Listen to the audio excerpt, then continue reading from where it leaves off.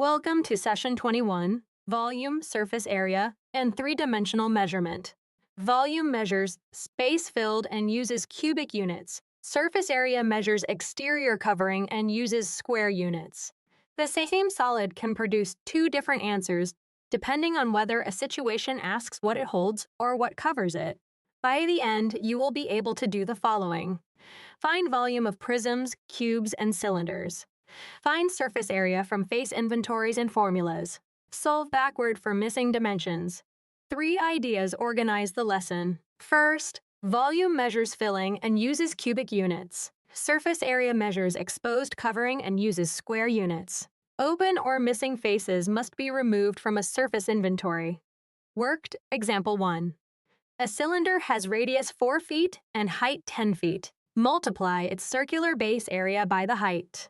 The volume is 502.4 cubic feet. Check. The base area is 50.24, repeated through 10 feet of height. Worked example 2. For a 4x3x2 rectangular prism, add the 3 distinct face areas and double for opposite faces. The surface area is 52 square units. Check. A net shows 2 faces each of area 12, 8, and 6. Worked example 3.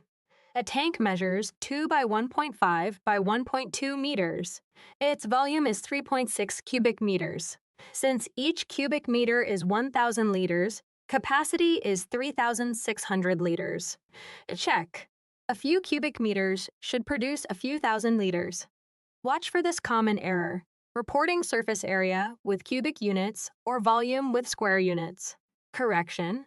Match the unit power to the dimension. Covering is squared, filling is cubed. Use this routine, name the target and units, choose a relationship, calculate with clear steps, then estimate and verify. Classify the target as interior capacity or exterior coverage, model the dimensions or faces, calculate, adjust the context, and audit the unit power. For more lessons and focused practice, visit bridge2exam.com.